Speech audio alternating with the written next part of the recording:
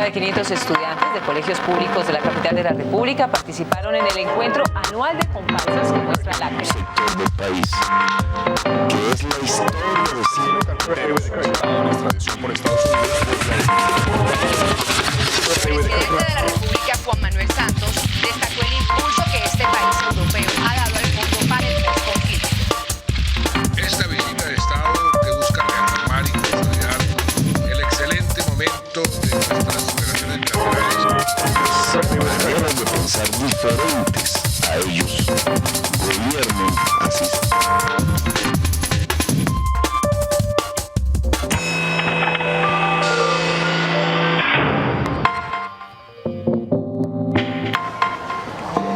Bienvenidos y bienvenidas una vez más acá al programa La Otra Vuelta en Canal Capital, la televisión más humana. El día de hoy, José, vamos a trabajar un tema político. Tiene que ver con los derechos sexuales y reproductivos. De manera concreta, el derecho de las mujeres a decidir si interrumpen o no el embarazo. Este es un tema muy importante, entre otras cosas, porque las mujeres que interrumpen su embarazo, legal o ilegalmente, la mayoría lo hacen de manera clandestina, se enfrentan al juicio de la sociedad. De manera que importa mucho que hagamos programas que nos permitan comprender realmente cuál es la situación de estas mujeres, para que así podamos tener quizás no solo una mejor comprensión, sino también una mejor actitud frente al tema.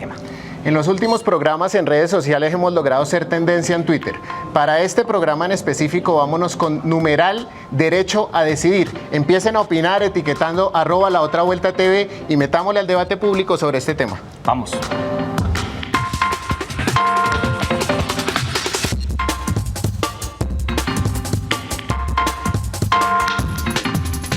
Quisimos empezar hoy por comprender un poco mejor cuál es la situación actual de este problema del derecho a decidir y por qué no decirlo también con la otra palabra que todos conocen, el aborto. Cuál es la situación en Colombia y cuál es la situación en el mundo. Quizás muchas personas no conocen cuál es la regulación y la situación de este tema en otros países. Vamos a ver en un video de contexto cómo está un poco la vuelta. En Colombia, como en todos los países donde el aborto es ilegal, uno de los principales riesgos para la vida de las mujeres es el aborto clandestino. En 2006, la Corte Constitucional decidió permitir la interrupción voluntaria del embarazo en 3 casos excepcionales. Cuando, bajo certificación médica, el embarazo constituya peligro para la vida o salud de la mujer, por graves malformaciones fetales que hagan imposible la vida fuera del útero, y en caso de un embarazo resultado de una violación. Aún así, según estudios recientes en Colombia, cada año ocurren 400.412 abortos inducidos y tan solo el 0,08% corresponden a los 3 casos permitidos por la Corte Constitucional. Es decir, que en la actualidad el 99.92% de los abortos en Colombia se practican en la clandestinidad. De quienes se hacen un aborto en estas condiciones, una tercera parte sufre complicaciones que requieren atención médica. Y esta proporción aumenta a más de la mitad en el caso de mujeres pobres que viven en el campo. El aborto clandestino es un problema de salud pública. En la actualidad, siguiendo la recomendación de la Organización Mundial de la Salud, la legislación de la mayoría de los países contempla algún tipo de despenalización del aborto. Aquellos con más restricciones hacen parte de los denominados países en vías de desarrollo. En contraste, la mayoría de los llamados desarrollados permiten desde hace décadas la interrupción voluntaria del embarazo. En un país como Francia, donde la interrupción voluntaria del embarazo es legal y es considerado un derecho de las mujeres desde 1975, el procedimiento es cubierto por el Estado. Y en 2012, Uruguay, bajo el mandato de Pepe Mujica, despenalizó el aborto. A pesar de que Colombia tiene una legislación mucho más avanzada que la de Chile, México o Brasil, la despenalización del aborto no ha estado exenta de polémica. La condena religiosa y moral incide ampliamente en la posición de la sociedad frente al tema. Aquí se suele confundir el pecado con el delito y la moralidad con el derecho. Tal vez por eso, las mayores amenazas al derecho al aborto han surgido desde que Alejandro Ordóñez fue nombrado Procurador General de la Nación. Bajo su gestión se ha generado confusión y desinformación sobre el alcance de la despenalización y se han llevado esfuerzos por revertir sentencias y políticas que han avanzado en la materia.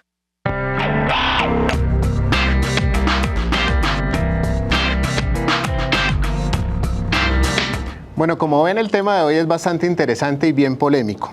Para el día de hoy tenemos unos invitados y unas invitadas bastante especiales. Le queremos dar la bienvenida a Marcel Tangarife, constitucionalista y de la organización Unidos por la Vida. Bienvenido, Marcel. Muchas gracias, Javier, muy amable por la invitación. Bueno, también tenemos a la abogada y feminista Paola Salgada. Bienvenida. Hola, muchas gracias. Y por otro lado tenemos a Silvia Miranda, médica especialista en medicina familiar y comunitaria, gerente regional de Profamilia. ¿Cómo estás, Javier?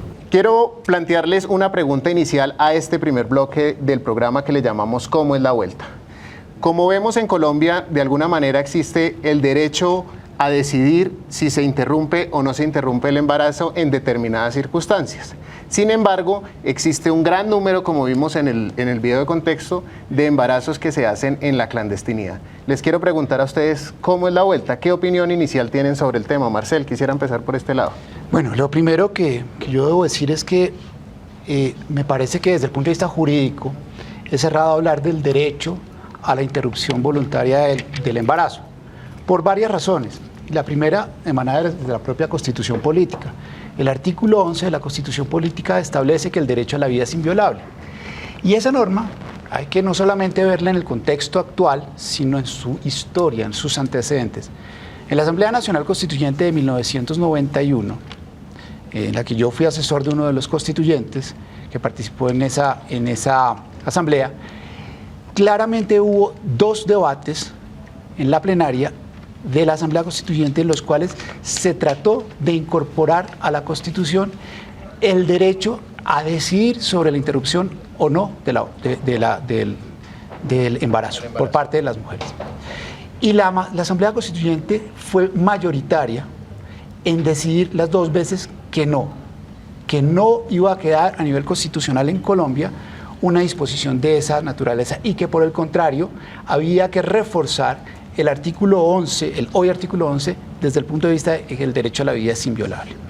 Dentro de las discusiones que se dieron en la Asamblea Nacional Constituyente, claramente se analizó el Código Civil, y el Código Civil dice claramente que la vida de las personas se reconoce desde el momento de la concepción. Estamos hablando no solamente de los derechos civiles, sino también de los derechos morales, de los derechos fundamentales del bebé concebido a partir del momento de la concepción. Y hay unas normas del Código Civil que respetan su digamos, existencia en el vientre materno hasta el momento en el que ocurre el nacimiento. Por eso yo creo que hablar del derecho de esa manera no es cierto, y además porque la Corte Constitucional no ha dicho nunca que se trata de un derecho. Ha dicho que hay 3 circunstancias en las cuales una conducta que el Estado colombiano considera que es un delito ha quedado sin la sanción penal, que son 3 casos excepcionales, pero eso no lo convierte en un derecho. Listo. Paola, tu posición frente al tema. Bueno, yo creo que para hablar de interrupción voluntaria del embarazo, para hablar del derecho a decidir sobre no el aborto, sino a decidir sobre los asuntos reproductivos y de la sexualidad, hay que pararnos, y creo que nos paramos desde 3 puntos de vista que son fundamentales. Primero, que estamos aquí hablando del ejercicio de derechos humanos y derechos fundamentales de las mujeres que se encuentran o que no se encuentran embarazadas, pero que tienen unos derechos reconocidos y que deben en ese sentido entrar a ponderarse cuando deben decidir efectivamente por la continuación o no de una gestación.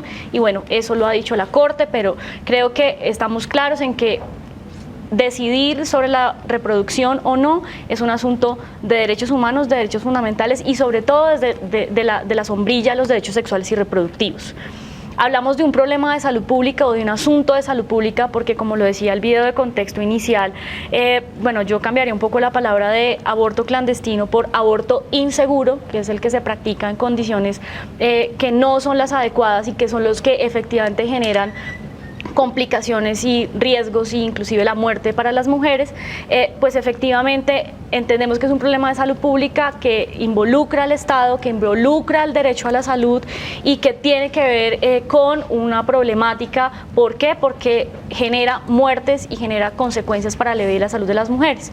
Y en tercer lugar nos paramos porque estamos diciendo, aquí estamos hablando de un asunto de justicia social, porque ¿quiénes son las mujeres que efectivamente son las más afectadas cuando el derecho a decidir está restringido? No son las mujeres que están en las mejores condiciones económicas, sociales o culturales, son las mujeres más pobres, las mujeres afectadas por el conflicto armado, las mujeres con menor educación, etcétera, etcétera. O sea, como dice la consigna, las ricas abortan y las pobres se mueren. Entonces, creo que desde ahí, digamos, hay un debate interesante desde una posición distinta, aunque como abogada podría debatir, controvertir, pero Creo que es desde ahí. Bueno, Silvia, tu posición. En los últimos días hubo un debate bastante fuerte frente a la campaña La decisión es tuya. ¿Cuál es la posición al respecto? Bueno, Profamilia tiene muy claro que la interrupción voluntaria del embarazo es un derecho y es un derecho en el cual la decisión es de la mujer. La interrupción voluntaria del embarazo hace parte o está enmarcado en la sombrilla de los derechos humanos y principalmente los derechos humanos de las mujeres, en el cual la mujer tiene el derecho a decidir y a definir cuál va a ser su autonomía reproductiva, cuál es su autonomía reproductiva. Entonces la mujer en este caso debe y puede tomar la decisión sobre si continuar o no con un embarazo, ya que está enmarcado en esa gran sombrilla de los derechos humanos. Entonces, pues la posición más que mía, es la posición de Profamilia, es que la interrupción voluntaria del embarazo es un derecho y para que se materialice se deben garantizar prestación de servicios seguros para que no haga parte de la clandestinidad, sino que se ejecute esa sentencia que está desde el 2006 y que muchas mujeres todavía no conocen y por la cual pueden acceder a un servicio de interrupción voluntaria en el marco de las 3 causales que se encuentran allí definidas. Bueno, muy bien. Estamos viendo las posiciones iniciales. Cuando regresemos de la pausa vamos a entrar a un interesante debate. Vamos a una pausa y ya regresamos.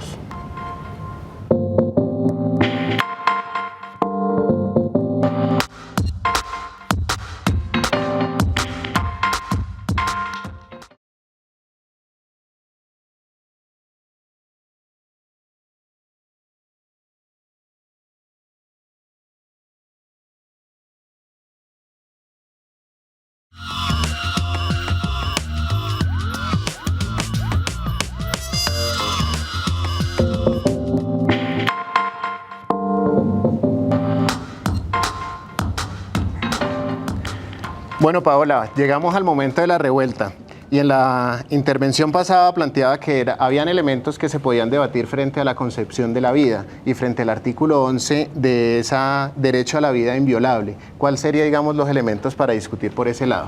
Bueno, creo que aquí aplica, digamos, un principio fundamental de la interpretación de los derechos humanos y de los derechos constitucionales, y es que efectivamente ningún derecho constitucional que esté constituido tanto en la Constitución como en los instrumentos internacionales que hacen parte de nuestra Constitución pueden ser interpretados de manera absoluta e irrestricta. ¿Sí? Los derechos no tienen una jerarquía entre sí.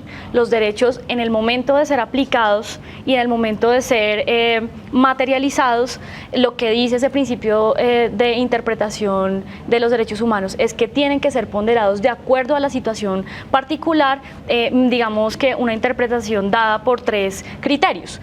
Uno es que efectivamente el ejercicio de ese derecho no vulnere otro derecho de otras personas, que no vulnere el interés público y que no vulnere, digamos, como el interés estatal, ¿cierto? Entonces, la Corte Constitucional ha sido supremamente clara, organismos internacionales de derechos humanos han sido supremamente clara cuando este tipo de artículos sobre el derecho a la vida o sobre cualquier otro derecho se han puesto en las constituciones y en los instrumentos internacionales, que los derechos no son absolutos.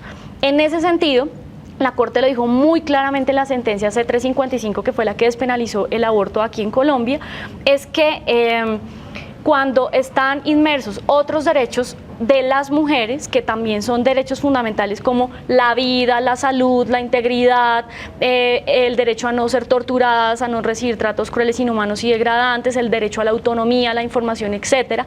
Todos esos derechos se ponen sobre una balanza. La Corte Constitucional puso sobre la balanza ese derecho a la vida que se consideraba inviolable, ¿sí?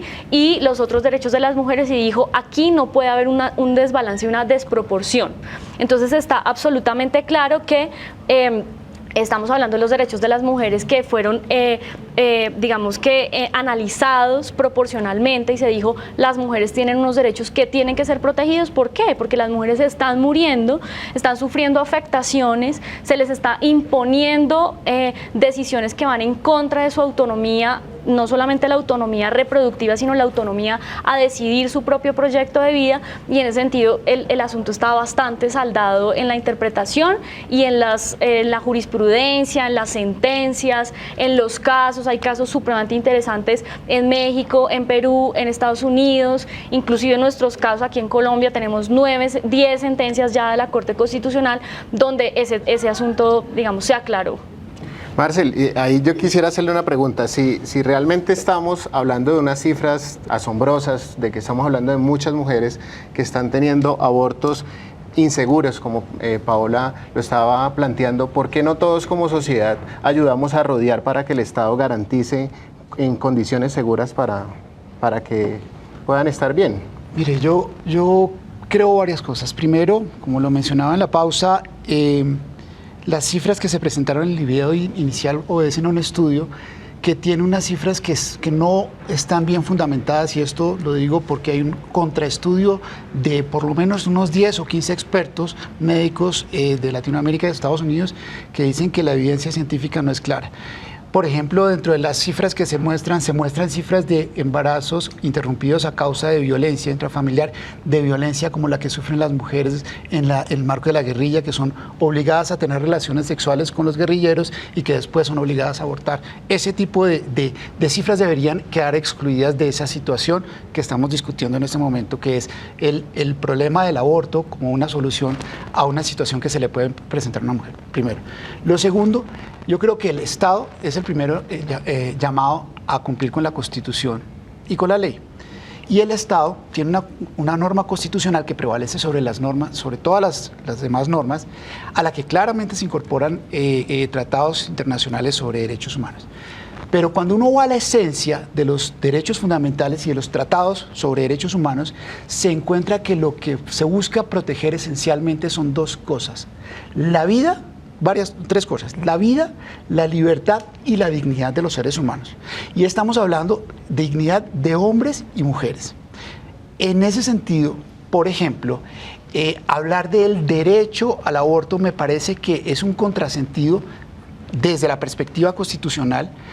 La Corte Constitucional no tiene el tema saldado todavía. Hay una sentencia reciente en donde la Corte Constitucional dice: oiga, nos excedimos de pronto, más bien vamos a tratar de ponerle un límite, por lo menos un primer límite. No se puede interrumpir el embarazo en cualquier momento, eso tiene que tener un periodo máximo de gestación. Primero. Segundo, la Constitución política claramente señala que los derechos fundamentales de los niños prevalecen sobre los derechos de los demás. Y esa es una norma jurídica que tiene una concepción basada en la dignidad humana. ¿En qué sentido? En el sentido de que las normas jurídicas, si nos vamos al artículo 13 de la Constitución, que habla sobre el principio de igualdad, dice que la igualdad es para los que están en condición de igualdad, y desigualdad, trato desigual para desiguales. El concebido y no nacido es el ser humano más débil de todos. Y por eso los derechos de la mujer, de la mamá, frente a los derechos del niño tienen que ponerse en una balanza. No estamos diciendo que se atropellen los derechos de la mamá, estamos diciendo que bajo la perspectiva de la dignidad de la mujer, la mujer tenga la posibilidad no solamente de optar porque es que necesito interrumpir el embarazo, sino que desde el punto de vista de su dignidad y de los derechos del concebido y no nacido, que es el más débil, tenga la posibilidad de continuar su proceso hasta el nacimiento del niño y entregarlo en adopción, si es que no quiere seguir. Silvia, ¿qué tiene que aportar acá en el debate? Bueno, mira, independientemente de la discusión que puede ser eterna alrededor del tema de si el aborto es bueno, si el aborto es malo, si debe existir, si no debe existir, si los datos de la Guttmacher son o no son, si son 400.000 abortos o si son 180.000, como lo dice el estudio de Chile, que es el único estudio realmente, doctor, que conozco que hable sobre los datos o que debata sobre los datos de este estudio tan importante para nosotros como lo es el de la Guttmacher. Independientemente de eso, la situación de salud pública es una realidad, existe. Más de 93.000 mujeres tienen en este momento una dificultad después de un aborto, una dificultad en salud, una complicación en salud, que es una carga de salud también para nuestro sistema y que debe terminar siendo atendida esa complicación, y probablemente esa mujer termine muriendo por esa causa. Entonces, independientemente de eso, la sentencia existe, está desde el 2006, tiene unas causales determinadas y el aborto es una realidad en Colombia. Así que lo que, por lo menos nuestra posición desde Profamilia, es que debemos garantizar que existan servicios seguros de salud, servicios seguros con acceso sin barrera para que la mujer pueda llegar e interrumpir voluntariamente su embarazo si tiene alguna de las causales que están allí determinadas. Entonces, la invitación es a que la discusión alrededor de esto, con posiciones institucionales o personales, ya se dio, y se dio en el escenario que se tenía que dar, en la Corte Constitucional, con las instituciones que tuvieron que participar en el momento, y la sentencia existe, y es una realidad. Y esa es la invitación de nuestra campaña también. La decisión es tuya. En lo que sigue te acompañamos, en el marco de la sentencia C355 del 2006, que determina unas causales. Por eso los casos que enunciamos arriba de mujeres que manifiestan pues su situación y que a causa de eso está en peligro su vida o han incurrido en alguna situación difícil para su vida. Entonces, es la invitación a que lo pensemos como una realidad, como algo que existe y que ya debemos avanzar a prestar servicios seguros, no a seguir discutiendo alrededor de si es bueno o es malo. Ya creo que esa discusión la superamos. Muy bien, vamos a darle un pase a José a ver qué está opinando sobre el tema y un video también que han preparado para presentarnos. Y no olvide que estamos en redes sociales con numeral Derecho a Decidir. Intervengan, etiqueten @laotravuelta.tv. José, ¿cómo vamos? Vamos bien, me parece que el enfoque que se le está dando a este tema, un enfoque jurídico, un enfoque de derechos, es mucho más conveniente que un tratamiento meramente moralista del asunto. Lo que es importante es que muchas personas ven este tema y se preguntan sobre sus concepciones morales. Y aquí nos pareció muy interesante conocer a un grupo de mujeres que se denominan católicas por el derecho a decidir. ¿Quiénes son las mujeres que defienden el derecho a interrumpir el embarazo o el derecho a abortar? Pues no son solamente mujeres que alguien podría considerar ateas. Pues nos encontramos que hay mujeres católicas por el derecho a decidir, que no solamente defienden su derecho a ser católicas, sino también que se considere que dentro de los propios fundamentos ideológicos de la Iglesia Católica se reconozcan allí y se validen las ideas por las cuales ellas argumentan su derecho a decidir. Vamos a ver este video. Soy católica y defiendo la despenalización del aborto. Soy católica y defiendo la libertad de conciencia. Soy católica y defiendo el derecho a decidir. La gente cree que promover la despenalización del aborto y ser católica es incoherente, porque se tiene la idea de que todas las personas católicas tenemos que pensar de la misma manera en un tema como por ejemplo el aborto. Pero eso no es así. Somos una comunidad de fe que reconoce la pluralidad, permite el derecho a disentir y la diversidad de posiciones. La libertad de conciencia para católicas y católicos es un principio fundamental, y gracias a esta libertad es que podemos tomar decisiones moralmente válidas y en sincronía con el proyecto de vida que hemos escogido. En ese sentido, las mujeres que toman la decisión de abortar están haciendo uso de su libertad de conciencia. Por tanto, es un deber de la jerarquía católica respetar y salvaguardar esta decisión. La Iglesia no nos puede condenar ni excomulgar por tomar la decisión de abortar. Existen documentos oficiales de la Iglesia Católica como el derecho canónico, el Canon 1323 y 1324 y el Concilio Vaticano II, que afirman que las mujeres tenemos autoridad moral para tomar decisiones sobre nuestra vida, cuerpo, sexualidad y reproducción. Nosotras nos basamos en las raíces de la apuesta ética y humanista de las enseñanzas del cristianismo. Y en este sentido, promovemos la despenalización del aborto como un asunto de justicia social. Y lo es, porque lamentablemente son las mujeres más pobres las que se están muriendo, exponiendo su salud, vida e integridad por no tener los recursos para acceder a un aborto legal y seguro. Nos resulta realmente indignante que como católicos le demos un trato tan desigual a las mujeres que se enfrentan por múltiples razones a embarazos no deseados. No podemos darle la espalda a esta realidad. La invitación que hacemos al Papa Francisco y a la jerarquía católica es a que respeten las decisiones que las mujeres tomamos a conciencia. La jerarquía no puede seguir condenando, apartando y estigmatizando a las mujeres por abortar. Lo deseable es que ninguna mujer tenga que hacerlo. Sin embargo, mientras existan razones por las que alguna lo decida, como católicas seguiremos defendiéndolas para que lo hagan en condiciones dignas y seguras. Nosotras queremos una iglesia que libere en lugar de oprimir, que dé esperanza en lugar de condenar, que sea incluyente y que respete nuestro legítimo derecho a decidir.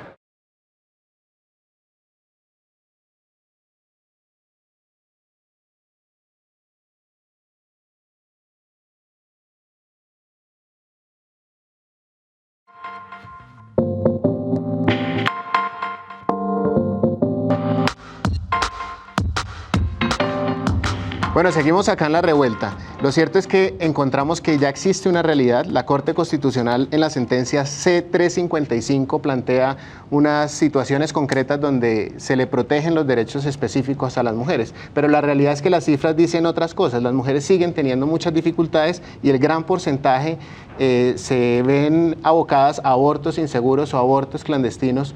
Y quisiéramos saber, Silvia, ¿por qué sucede este tema? Profamilia, ¿qué ha venido identificando? La sentencia existe desde el 2006 y a 9 años de esto, justo este mes, cumplen 9 años y las mujeres todavía no conocen, no tienen información sobre la existencia de la sentencia y sobre las causales por las cuales pueden invocar pues la práctica de una interrupción voluntaria del embarazo.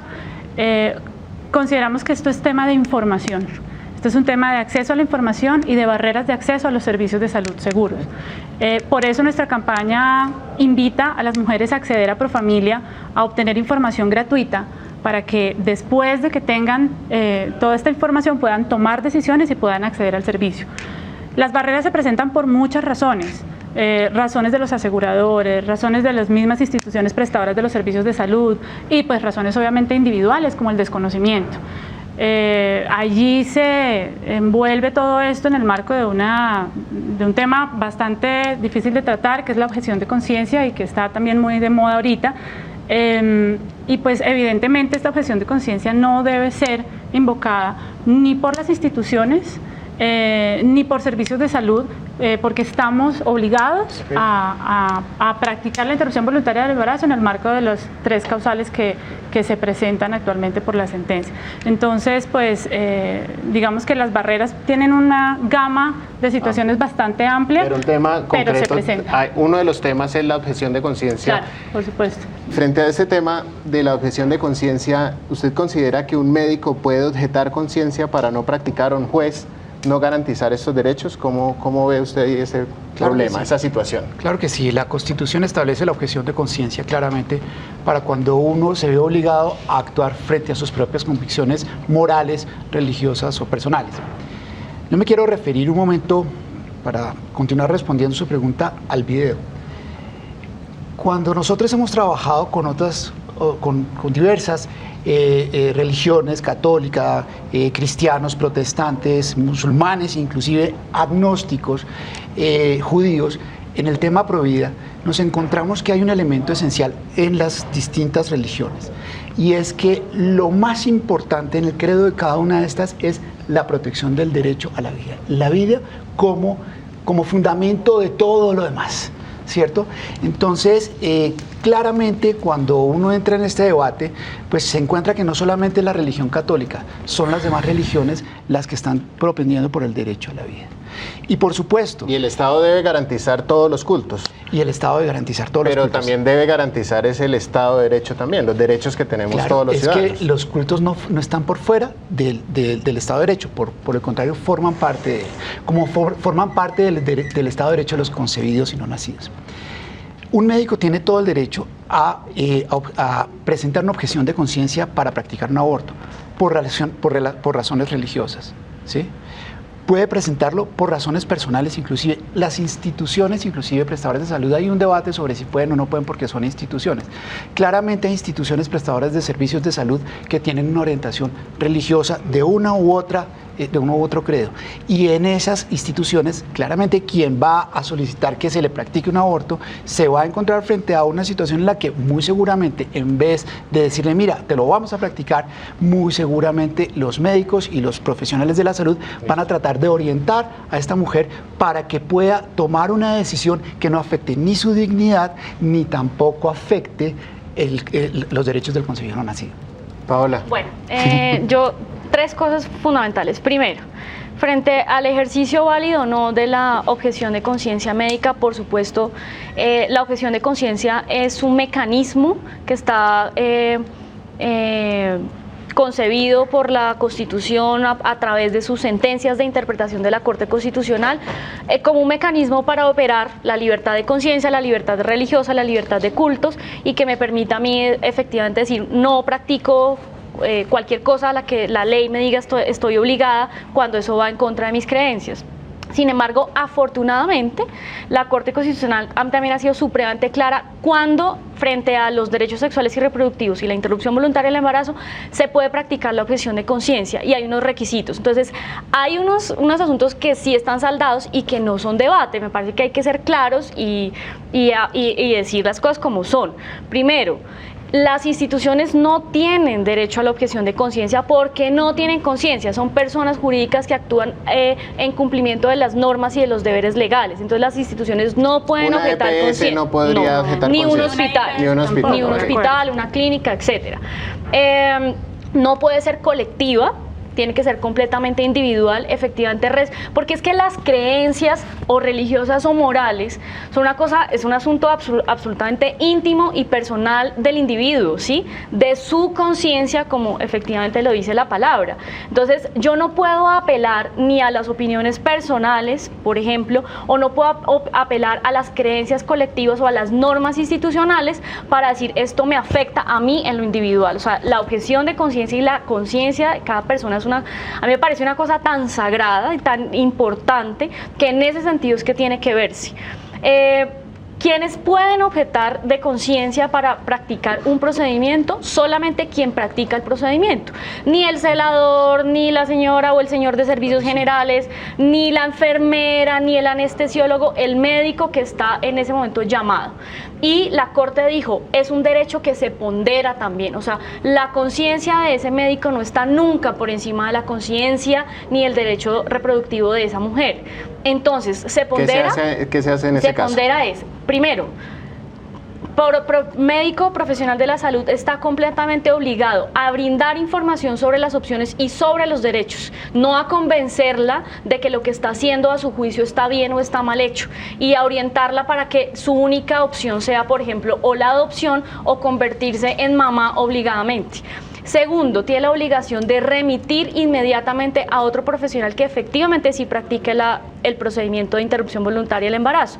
Y en el caso en el que esas dos cosas, eso no se puede hacer, en que ya le tocó, hay grave riesgo para la vida de la mujer, o no hay quien lo haga, no la podemos remitir, está completamente obligado a atender su procedimiento en salud. Otra cosa que me parece así importante aclarar es que me hace ruido cada vez que hablan de los derechos del concebido y del no nacido. El Código Civil, la Constitución es absolutamente clara en decir cuándo se es persona y quién adquiere derechos y obligaciones bajo nuestra Constitución. Se es persona el que nace y respira autónomamente, lo dice el Código Civil, muy claramente en ese sentido lo ha interpretado la Corte Constitucional en sus múltiples sentencias. Entonces aquí estamos hablando de personas y con derechos adquiridos a partir de ese momento en que se nace. Entonces antes, digamos, el Estado ha dicho, se reconoce el valor de la vida, efectivamente, por eso es que hay una política, por ejemplo, de atender y evitar la morbimortalidad materna y perinatal, o sea, eso es una política de Estado y es un objetivo del desarrollo del milenio, pero entonces como un valor que prevalece y que se debe cuidar, pero no como un derecho fundamental para ese ser o proyecto de ser humano. Me voy a dar 30 segundos para que reaccione, que lo veo moviendo la cabeza, antes de darle la palabra a José, que tiene que intervenir. 30 segundos.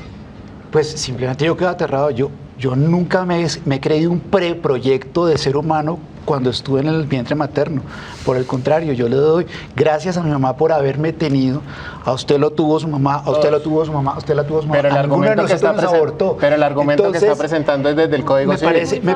Me parece que ese es un elemento muy importante para que la audiencia entienda el contenido de la norma. La norma del Código Civil protege al concebido y no nacido desde su concepción y le asigna derechos desde ese momento. Bueno, muy bien, vamos a dejar acá. No, ahorita venimos, vamos a darle la palabra a José, que también tiene que presentar un video y tiene mucho que decir, y volvemos al cuarto bloque y vamos a abrir un momento el debate. José. Se está discutiendo allí sobre el tema del derecho a la vida y nos encontramos con una cosa que es bastante contundente. En una nota que sacó El Espectador hace unos días, se dice que el Ministerio de Salud reportó que solo 21 mujeres habían interrumpido voluntariamente el embarazo legalmente en el último año. No sé si la cifra es exacta o no, todo esto es absolutamente discutible. Lo cierto es que eso, en contraste con las 400.000 que lo hicieron de una manera insegura, diría que solo o mucho menos del 1% realmente accede a un aborto seguro. ¿Es posible pretender una sociedad en donde no haya interrupciones del embarazo? ¿Eso es posible? Bueno, pues hay un grupo de mujeres en Argentina, la agrupación Pan y Rosas, a quien le damos las gracias por habernos permitido mostrar su video, que nos hicieron este aporte, un aporte que va a las cifras contundentes. Independientemente de lo que pensemos, el problema hay que solucionarlo. Veamos el video. Las mujeres que abortan son adolescentes, jóvenes, adultas, usaron métodos anticonceptivos, no los usaron, están casadas, solteras, viudas, divorciadas, están solas, acompañadas. Tuvieron educación sexual, jamás hablaron de sexo con nadie. Son católicas, judías, evangélicas, no creen en nada, creen en otras cosas. Quieren tener hijos, no quieren tenerlos, ya los tienen. Son pobres, trabajan, temen ser despedidas, no tienen trabajo, tienen un buen salario, no tienen nada. Tuvieron relaciones sexuales con el novio, con el marido, con el amante. Fueron abusadas por su propio padre, violadas en un boliche, en la calle, por uno, por varios. El policía, el sacerdote. Están a favor del derecho al aborto, están en contra. Viven en la ciudad, en el campo, en el norte, en la capital, en la Patagonia. Lo hacen con dudas, están seguras de lo que hacen. Van a la universidad, no terminaron la escuela primaria, lo cuentan a sus amigas, no se lo dicen a nadie. Soy yo, sos vos, somos todas.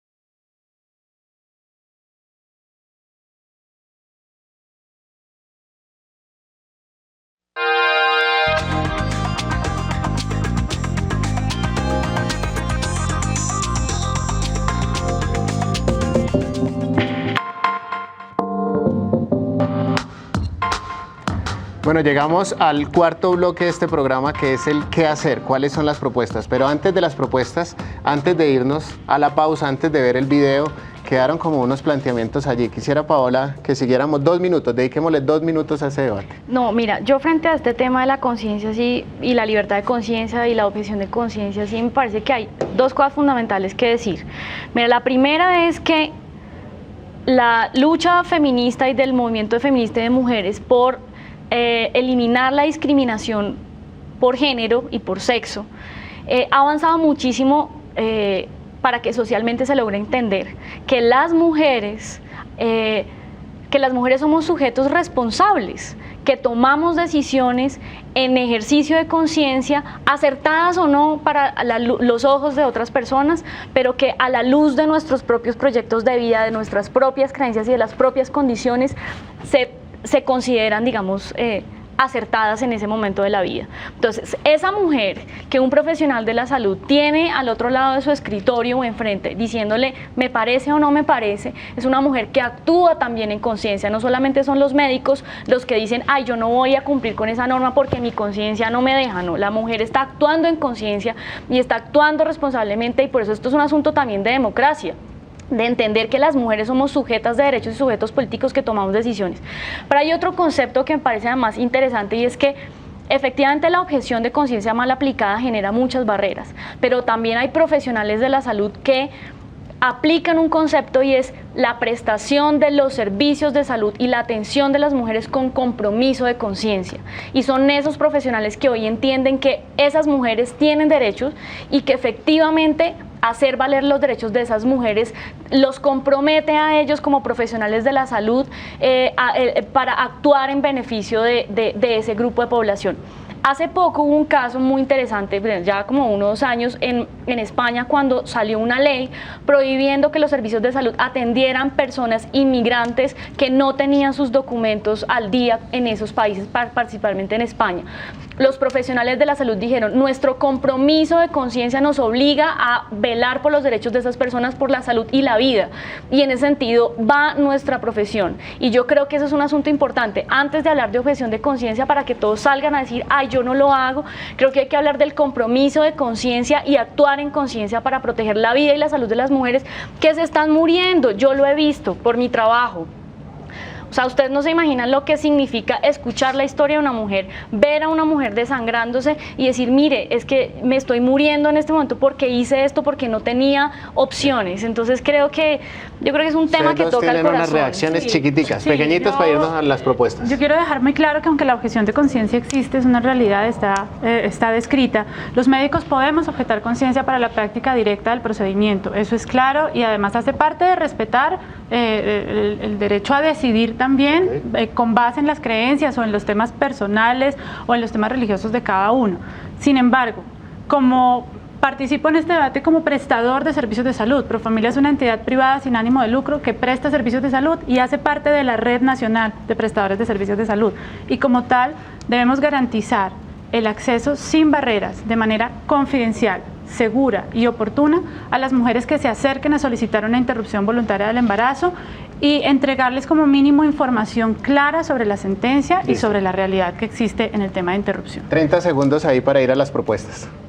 Muy bien, yo creo que este tema, si no se aborda con la información relacionada con las consecuencias, acerca de las consecuencias de la interrupción del embarazo a través de un aborto para una mujer, es incompleto. Yo he tenido la oportunidad de conocer muchas mujeres, también por razón de mi trabajo, como abogado y como miembro de Unidos por la Vida, que han interrumpido su embarazo, que han abortado y que después han tenido serias secuelas desde el punto de vista psicológico, desde el punto de vista personal, desde el punto de vista moral, y dicen, ¿yo por qué me dejé convencer para abortar? Si a mí alguien me hubiese mostrado otra opción, seguramente la hubiese tomado. Entonces, eso me parece muy importante para que las mujeres que nos están oyendo, que en este momento están en ese debate, que es un debate en el que claramente hay soledad, abandono, muchas veces violencia, muchas veces un poco de libertinaje sexual y demás, entiendan que uno, la mujer es el ser más digno de todos, claramente. Dos, que la sexualidad responsable es un acto de dignidad de la mujer. Tres, que la primera que se vuelve muchas veces un objeto sexual es la mujer y que ella misma ha de tener la posibilidad de decidir sobre su propia sexualidad responsablemente, pero así como lo decide responsablemente también ha de poder tener la posibilidad de que frente a una situación en la que se siente sola, apabullada, engañada, seguramente tenga ella la posibilidad también de contar con información suficiente, científica, médica, que le diga, mire, hay estudios científicos que nos evidencian que efectivamente después de un aborto, claramente la mujer sufre estos efectos. De pronto con eso la mujer podría tomar unas decisiones más acertadas y seguramente habría muchos menos abortos y menos problemas. Pero el médico también debería informarle los derechos que tiene. El médico debería informarle los derechos que tiene. Debe informarle los derechos que tiene, pero el derecho, el aborto no es un derecho. Tenemos 3 minutos para ir haciendo propuestas. Sé que tenemos reaccionen y van haciendo propuestas desde la sociedad. Paola. Mire, yo creo que hay una cosa para seguir aclarando y es que efectivamente aquí estamos, o sea, creo que nadie está diciendo que el aborto es un derecho, ¿no? Estamos diciendo que aquí el derecho es a decidir. Sí, y el derecho es a decidir oportunamente y seguramente y a que mi decisión se haga efectiva a través de servicios de salud puntualmente, primero. Segundo, bueno, desafortunadamente como que estas aseveraciones ahí, el libertinaje y todas esas cosas, yo no, me hago la que no escuché porque me aterra un montón que a estas alturas todavía estamos hablando en esos términos, pero yo creo que efectivamente la vivencia de la sexualidad y el ejercicio de la reproducción pasa por garantizar que eso pueda hacerse de manera segura y disfrutarse de una manera plena sin que eso me lleve a riesgos de embarazos no deseados, a riesgos de morirme por interrumpir un embarazo y a riesgos de tener que asumir una maternidad que yo no quiero. Y en tercer lugar, no se refirió con el nombre técnico, Marcel, pero hablar de síndrome posaborto como a la afectación a la salud mental, digamos que eso es un concepto que está completamente debatido y rebatido por estudios absolutamente científicos muy claros en que no existe. El síndrome posaborto no existe y lo que existe efectivamente en esas mujeres que se ven afectadas emocional y psicológicamente después de abortos es en la mayoría de los casos demostrado científicamente por unos estudios muy importantes que no me acuerdo cómo se llaman, pero creo que la doctora Silvia sí los puede referenciar más como médica, que dice muy claramente que son afectaciones porque esas mujeres han vivido discriminación y violencia en sus procedimientos. Tenemos un minuto para cerrar y proponer. ¿Cuáles son las propuestas desde Profamilia? ¿Qué hacer? La propuesta es garantizar acceso a información sin barreras. Fortalecer derecho a la información. Fortalecer el derecho a la información, eliminar las barreras de acceso al servicio seguro y permitir que las mujeres tomen la decisión en el marco de la sentencia. Bien, Marcel, propuestas. La propuesta principal es que la mujer tenga la posibilidad de entender que su dignidad está por encima de todo. Que su dignidad la debe llevar a tomar decisiones acertadas frente a su propia sexualidad y frente a la vida del concebido y no nacido cuando está en una situación de esta naturaleza. Tercero, el Estado claramente tiene dos obligaciones.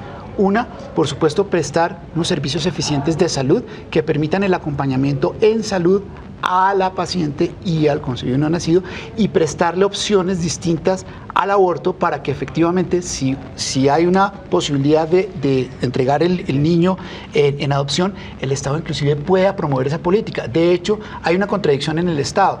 Por un lado, el Estado promueve la adopción por ciertos grupos, pero por el otro lado no promueve que las mujeres que están embarazadas en esta situación no puedan entregar sus hijos en adopción. Paola, propuesta para las mujeres y para la sociedad. Para las mujeres y para la sociedad es que necesitamos avanzar hacia la despenalización completa de la interrupción voluntaria del embarazo en leyes, digamos, que permitan que sea a libre y a disposición en unos determinados tiempos, como hay en otros países, y que efectivamente despenalicemos las conciencias. Creo que es lo más importante, una transformación sociocultural para entender, digamos, este tema desde otra dimensión. Bien. Bueno, muchas gracias por venir, Marcel, Paola, Silvia. Vamos a ir a las conclusiones, esperamos que les estemos aportando bastantes elementos al debate. Vamos entonces con José.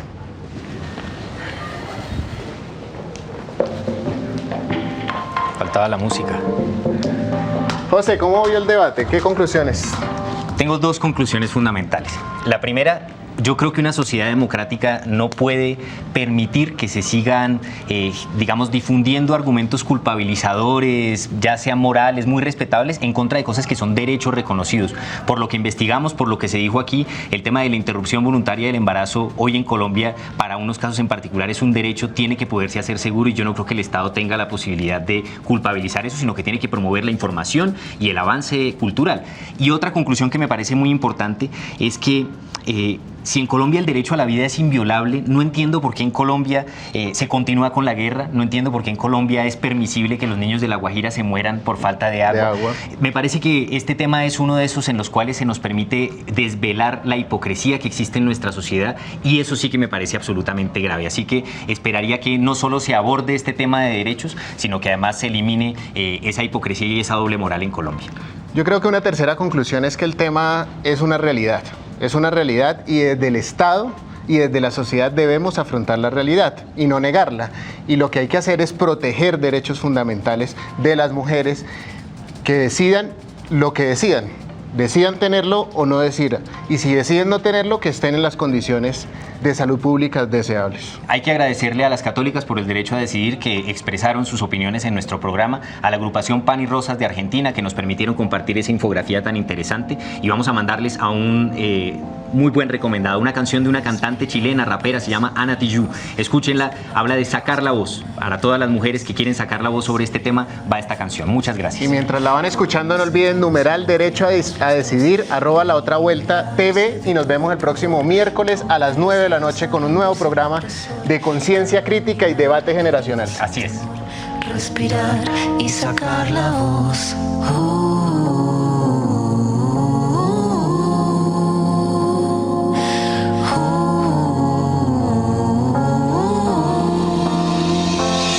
Tengo los bolsillos vacíos, los labios partidos, la piel con escama cada vez que miro hacia el vacío, las suelas gastadas, las manos atadas, la puerta de entrada siempre tuvo el cartel que dijo que estaba cerrada.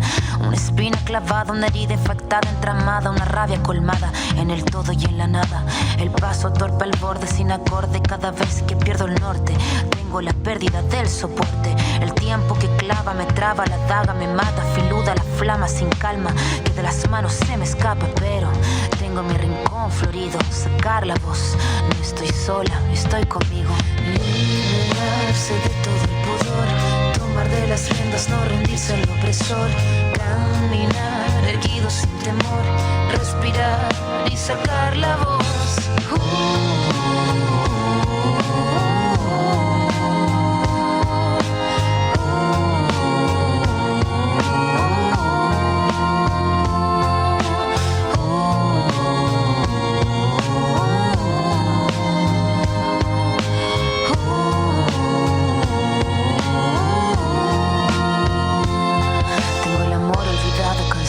Agotado. Al piso cayeron todos los fragmentos que estaban quebrados, el mirar encorvado, el puño cerrado. No tengo nada, pero nada suma.